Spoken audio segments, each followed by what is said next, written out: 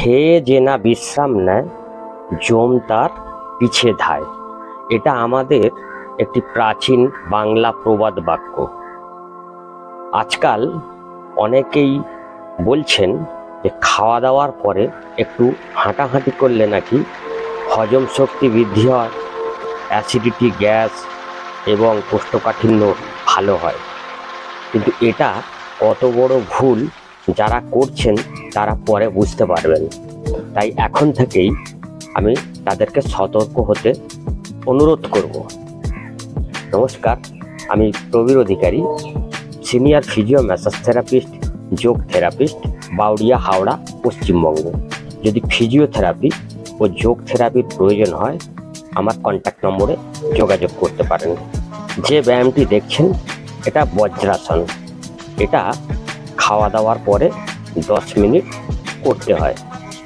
10 minute এইভাবে বিশ্রামে থাকলে আপনার হজম শক্তি বৃদ্ধি হবে, কোষ্ঠকাঠিন্য, গ্যাস, অ্যাসিডিটি এসব হবে না। এছাড়া আপনি যদি হাড়ের বা কাঠের চিরুনি দিয়ে মাথা আঁচড়ান ওই অবস্থায়, তাহলে আপনার চুল ঝরা বন্ধ হবে, আপনার চুল পাকবে না।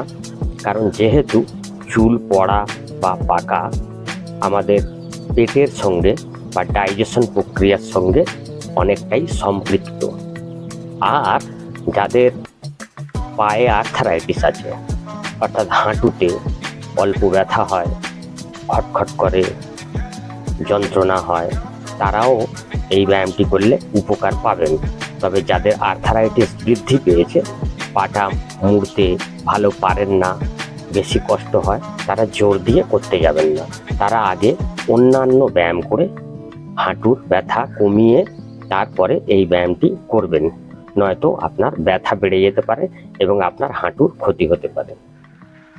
এখন যারা বলছেন যে খাওয়া দাওয়ার পরে হাঁটলে খুব ভালো, আর যারা হাঁটছেন তারা না জেনেই বা তারা এসব শুনেই হাঁটছেন, কিন্তু এই যম তার পিছে ধায় বা যম তার পিছু নেয়, এই যে প্রবাদ বাক্য, যম আমাদের হিন্দুদের কিসের দেবতা?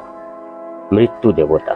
খেয়ে যে না বিশ্রাম নেয় যম তার পিছু দেয়।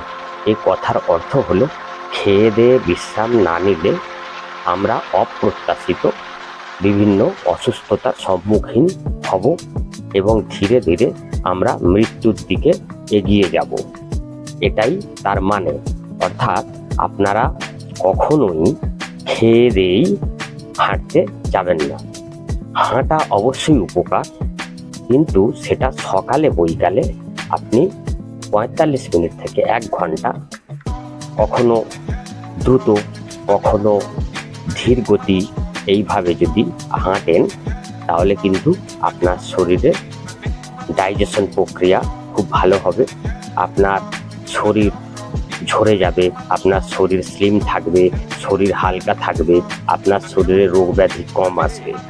সেটা ঠিক আছে, হাঁটা অর্থাৎ ওয়াকিং খুবই ভালো, আপনারা হাঁটুন, আমি কাউকে মানা করব না, কারণ হাঁটা তো খুব ভালো। কিন্তু আর একটা কথা, যাদের হাঁটুতে আর্থারাইটিস বেশি আছে, ব্যথা, যন্ত্রণা, খটখট ইত্যাদি করছে, হাঁটু মুড়তে কষ্ট হচ্ছে, তাদেরকেও অনেকে এই কথা বলছেন যে হাঁটলেই নাকি সব ঠিক হয়ে যাবে। এই ভুলটা কখনোই করবেন না। এর উপরে যদি হাঁটেন তাহলে কিন্তু আপনার রোগ ধীরে ধীরে আরও বাড়বে এবং আপনি আস্তে আস্তে আর হাঁটা চলাই করতে পারবেন না, আপনাকে বসে দাঁড়িয়ে শুয়ে কাটাতে হবে। অর্থাৎ এখন থেকে এই বিষয়টাতেও আপনারা সাবধান থাকুন। যদি ভিডিওটা ভালো লেগে থাকে তাহলে লাইক, শেয়ার, কমেন্ট করুন, ভিডিওতে ফলো দিন, সাবস্ক্রাইব করুন।